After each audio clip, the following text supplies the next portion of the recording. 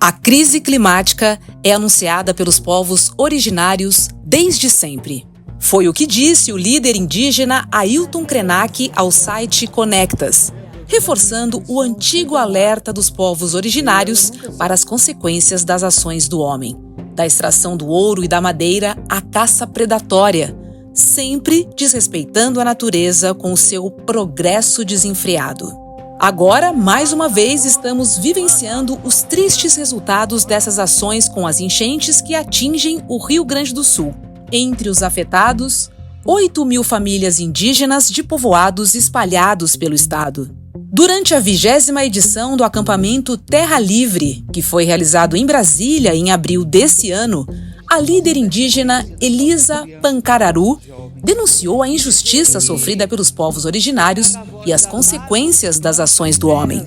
As mudanças climáticas não são previsões. Elas já existem e estão postas. Quem sofre somos nós, que não poluímos os rios e estamos pagando a conta. Todos os outros também serão atingidos.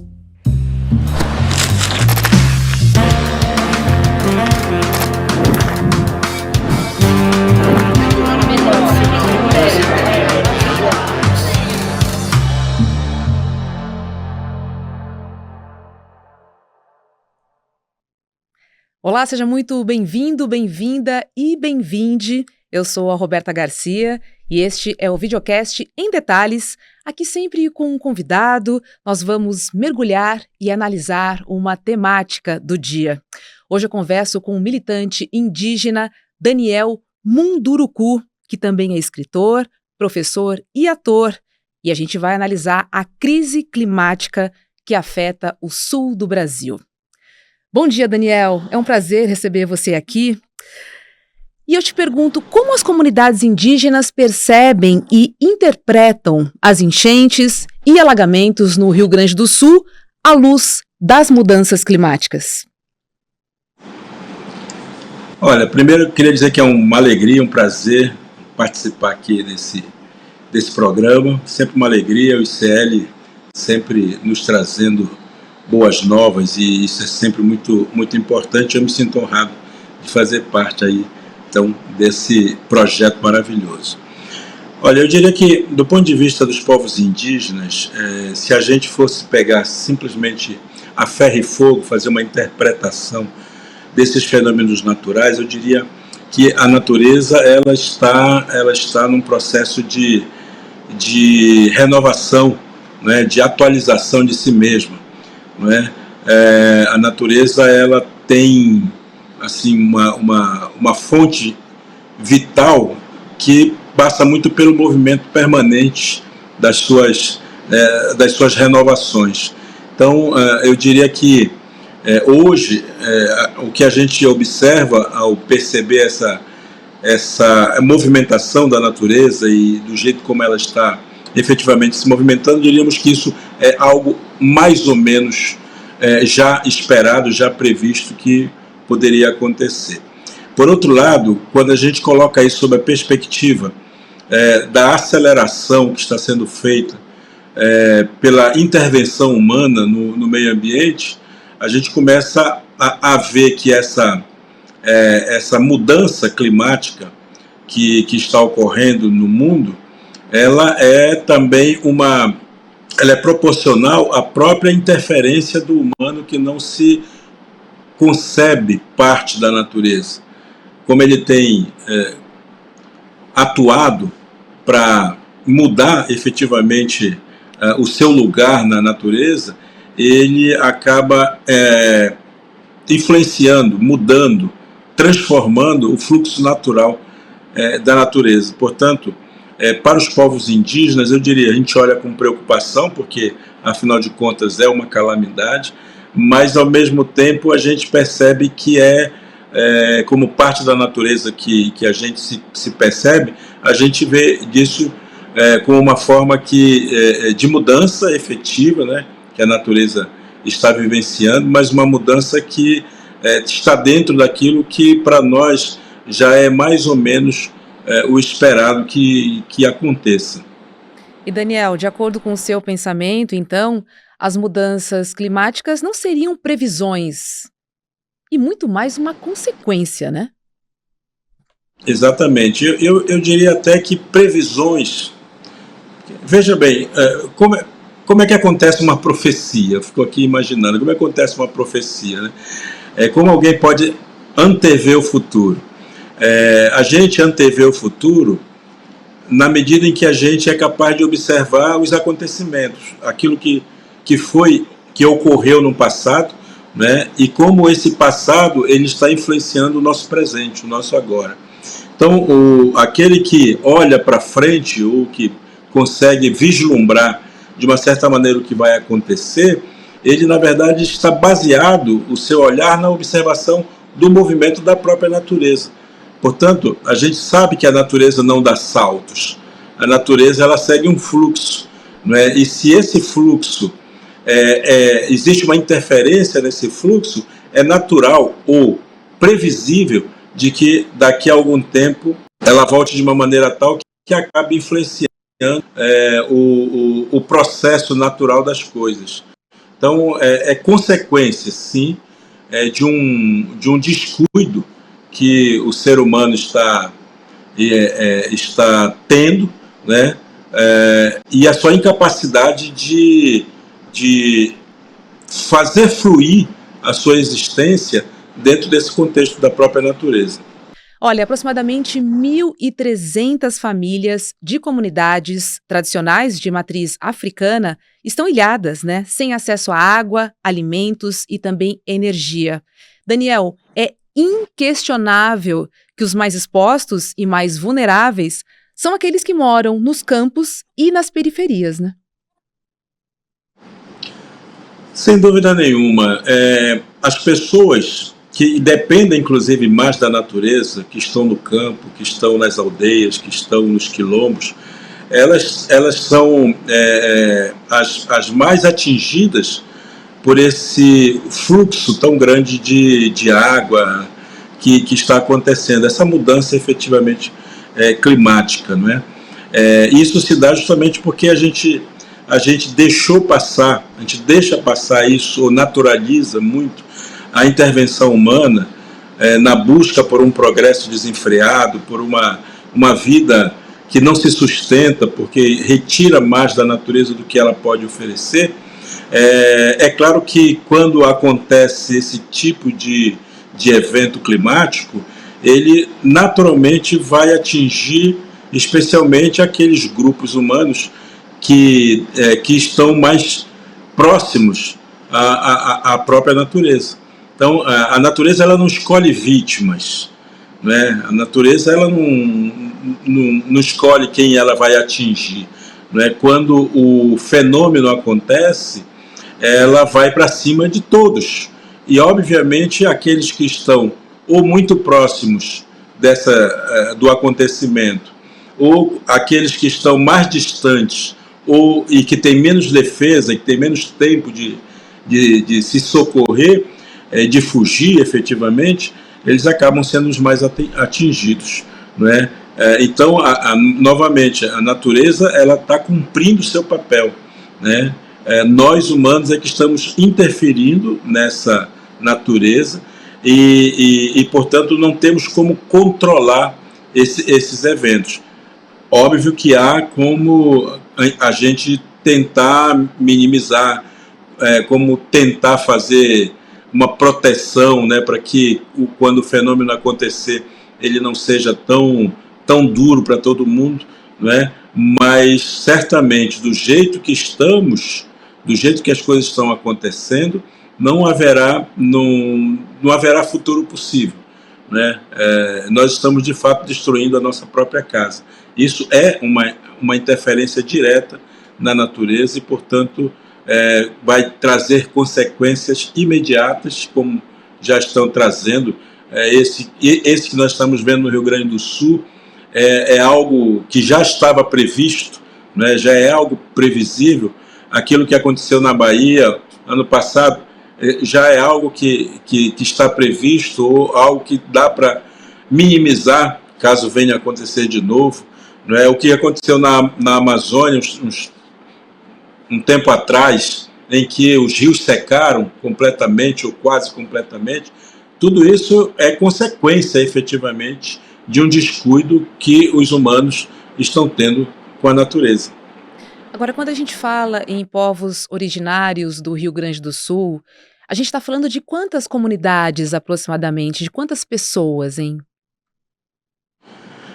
Então, veja, no Rio Grande do Sul existem, sobretudo, dois povos, mas que têm um número maior de comunidades, que são os Caingangue e que são os Guarani, né? E tem vários grupos de retomada que estão ali também começando a surgir em várias regiões do Rio Grande do Sul. Calcula-se que haja em torno de 80 comunidades indígenas desses diferentes povos. Não tenho o número exato para dizer, mas as últimas informações é que pelo menos esses 80 comunidades, 80 aldeias, né, e comunidades estavam sofrendo algum tipo de consequência por conta das chuvas. Pois é, eu queria te perguntar exatamente sobre isso. Quais são os impactos específicos das enchentes e alagamentos, tanto na cultura como no modo de vida, né, das comunidades indígenas do Rio Grande do Sul? Então, Roberto, você sabe que o Brasil inteiro ele tem uma população indígena bastante consistente, né? Consistente, não no sentido numérico, tanto, mas, sobretudo, grupos de resistência. São mais de 300 povos indígenas, 305 exatamente, e 274 línguas. Cada um desses povos tem uma relação de contato com a sociedade brasileira muito diferente. Tem povos que têm 500 anos, outros 400, outros 300, outros 200, outros 100, e tem grupos indígenas que não têm contato ainda com a sociedade brasileira. Portanto, são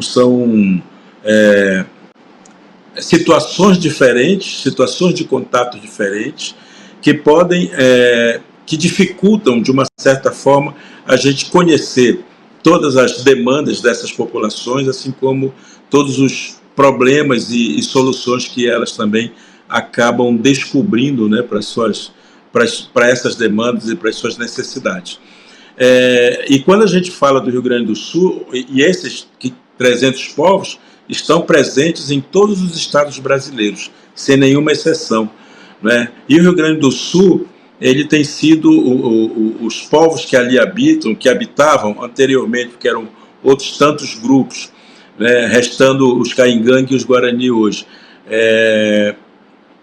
São grupos que tiveram um impacto muito grande da colonização, porque o tipo de colonização que o Rio Grande do Sul fez acabou dizimando uma parte dessa população originária e acabou desmatando boa parte desses seus territórios. Aquilo que ainda é verde ou que tem algum tipo de sobrevida, né, da flora, da fauna e tudo mais, tem a ver justamente com a presença dessas populações originárias nesse contexto, assim como de algumas comunidades também de origem africana nesses lugares. Ou seja, o tipo de colonização que o Rio Grande do Sul está fazendo, sempre fez, ele é uma colonização nociva, né, justamente para a questão ambiental. E isso, se não for, de uma certa maneira, minimizado, eu não diria resolvido, porque isso não se resolve com um passe de mágica e não dá para voltar atrás, é importante minimizar os danos que uma catástrofe como essa acaba ocasionando. Mas, para além disso, as comunidades, sobretudo essas comunidades que ainda estão num processo de vida em comunidade, em aldeias, porque boa parte das comunidades Guarani e Caingangue estão muito próximo do contexto urbano, portanto, elas estão quase na periferia das cidades. E as cidades foram invadindo esses territórios. Portanto, tudo que atinge a cidade, as cidades todas, atinge também o seu entorno, porque atinge os rios, atinge os lagos, atinge as florestas ou as matas que por ali ainda existem. O tipo de bioma do Rio Grande do Sul é um bioma diferente da Amazônia, portanto, a coleta de água é menor, né, porque é uma região menos florestada. Então, tem todos esses elementos que acabam impactando a vida das populações indígenas daquele lugar. E as pessoas ficam completamente sem condições de plantar, porque é uma região de muita agricultura, né, ficam sem, já não tem muita prática da caça, e os animais são super atingidos com esse tipo de catástrofe também, já que, como eu disse, a natureza não escolhe suas vítimas, né? Suas vítimas é que precisam se preparar para poder fazer esse enfrentamento, digamos, dessas situações, de modo que e para além disso, só lembrando que para além disso existem as próprias organizações indígenas que têm os seus prédios, que têm os seus lugares, seus museus, os seus centros de memória e tudo mais, e que estão sendo afetados também pelas enchentes, né? Eles vão perder uma parte da memória que eles vêm coletando faz algum tempo, infelizmente. Curiosamente, né, os mais afetados são os que estão ali para proteger, né? Chega até a ser uma grande contradição, isso. Vou aproveitar você aqui para te perguntar quais são os conhecimentos e práticas tradicionais indígenas que poderiam aí ajudar na prevenção e mitigação dos impactos das enchentes e dos alagamentos. Me conta um pouco mais sobre a ciência dos povos indígenas, Daniel, por favor. Claro. Olha, é importante lembrar, Roberta, que os povos indígenas são povos que se sentem parte da natureza. Todo o seu conhecimento, toda a sua ciência, portanto, ela é extraída dessa parceria, né, dessa relação de parentesco que o indígena desenvolve com a natureza. Portanto, tudo aquilo que o indígena constrói do ponto de vista da cultura, porque você sabe que cultura é a nossa forma humana de mostrar a nossa incompletude, né? Os humanos precisaram inventar instrumentos, inventar armas, inventar residência, enfim, precisaram produzir alguma coisa para poder manter a sua vida, a sua existência. A cultura é a forma de sobreviver que o humano, que se separa da natureza, precisou inventar para poder sobreviver. Então, e tudo isso parte da onde? Todo esse conhecimento parte da observação da natureza. Então, os indígenas, desde sempre, observando justamente o fluxo da natureza, observando a forma como a natureza ela se organiza, inclusive nos seus ciclos anuais, nas suas estações de ano, né? A cada estação tem a sua importância, porque cada estação é um complemento da estação anterior e, ao mesmo tempo, uma preparação para a estação que vem em seguida. Observar as variações do clima, as variações do tempo, as variações das marés, as variações dos rios e tudo mais, criou nos indígenas uma percepção de como cuidar do seu território, do seu lugar, sem quebrar o fluxo da organização da própria natureza, né? Portanto, não fazer suas casas próximos em áreas de enchente, de alagamentos, né? Não permitir, né, que determinadas ações, determinados rituais acontecessem em épocas de ano em que a natureza se torna um pouco mais violenta, truculenta, né?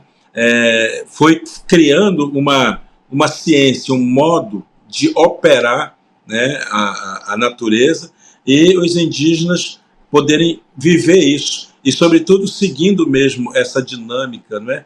Se nesse momento eu posso pescar mais ou menos, se eu posso caçar mais ou menos, se a minha casa precisa estar construída sobre um terreno mais elevado ou menos elevado, tudo isso tinha a ver com a observação da natureza, observação desse fluxo da natureza. Então eu acho que isso tá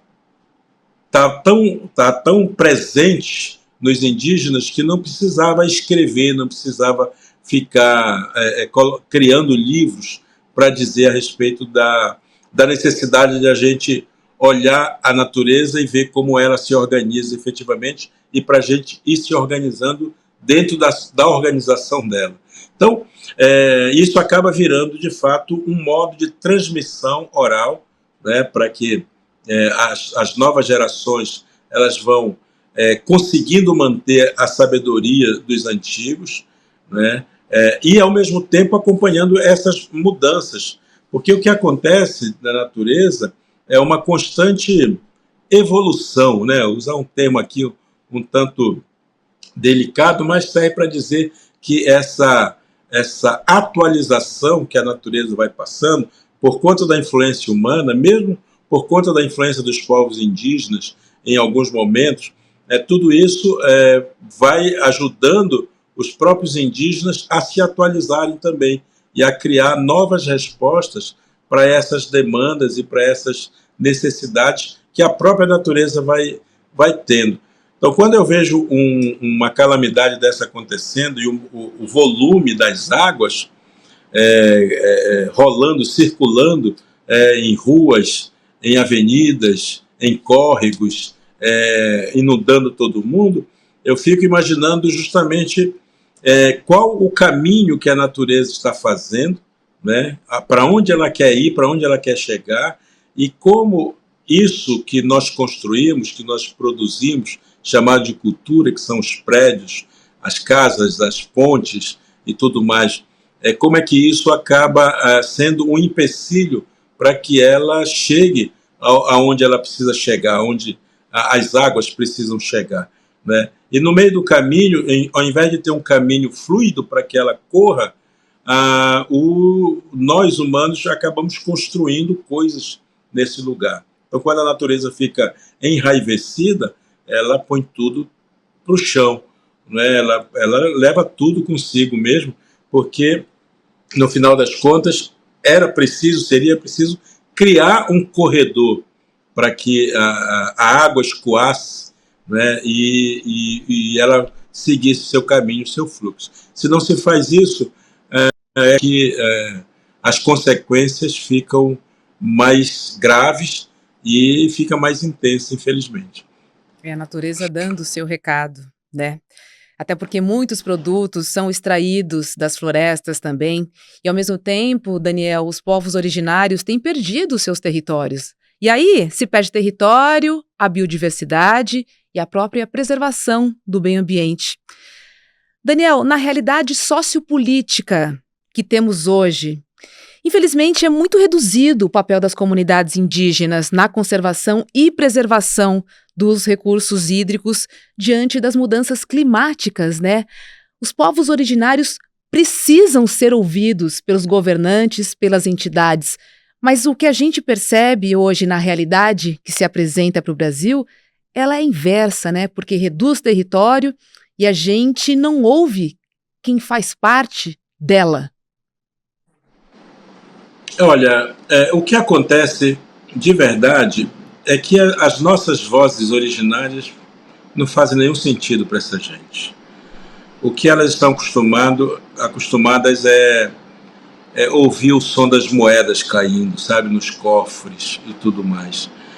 De modo que pouco importa o que os indígenas têm para dizer, porque o que eles dizem não entra no mesmo projeto e no mesmo processo econômico que a sociedade foi desenvolvendo. Então eu não tenho nenhuma ilusão de achar que, apesar de tudo isso que está acontecendo no Brasil e no mundo, as pessoas vão chamar os povos indígenas para escutá-los de verdade. Quando muito, vão chamá-los para ouvir uma opinião, para dizer alguma coisa, ou para dizer que estão ouvindo, né, as populações indígenas. Nós temos muita coisa para dizer, de fato, temos muito que ensinar, de fato, mas o que eu acho cada vez menos a sociedade quer ouvir de verdade. E se ela quer ouvir menos de verdade, eu acho que o trabalho de um indígena, de um povo indígena, sobretudo, tentar sobreviver nesse contexto é, de, de, de detonação, né, que está acontecendo. Eu não tenho muita esperança de que o sistema hegemônico agora vai cair a consciência deles e eles vão querer nos ouvir, vão querer encontrar respostas junto com a gente a esses problemas. A minha intuição me diz que as coisas vão continuar daí para pior, né? O nosso sistema político é um sistema que exclui as nossas populações indígenas. Se nós realmente tivéssemos um sistema político que fosse inclusivo, ele já teria criado formas alternativas dos indígenas fazerem parte do universo político sem precisar necessariamente entrar numa concorrência que nunca é leal, né, de votação, né, porque os indígenas têm menos força para serem eleitos no sistema que nós vivemos. E quando esses indígenas entram no sistema eleitoral, acabam sendo derrotados, acabam sendo vencidos pela própria dificuldade que o sistema cria. Então, no âmbito político, eu diria que nós vamos continuar do jeito que está, né? Na questão econômica, nós vamos ver uma inversão desses valores financeiros todos para atender, e eu diria que com toda certeza, né, de ser uma coisa positiva, né, de realmente os recursos atenderem a essas demandas que estão acontecendo no sul do Brasil, né, mas, ao mesmo tempo, tirar de um lugar e descobrir o outro lugar sempre vai ocasionar dificuldades de novos investimentos na infraestrutura que o Brasil precisa.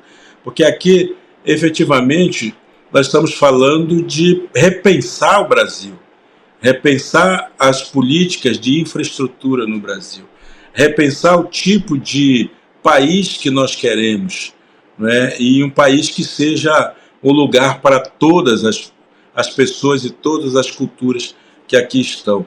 Portanto, teria que fazer uma força-tarefa, mais do que isso, né? Fazer mesmo um projeto de um país capaz de responder de forma rápida, dinâmica, inclusiva a esses problemas.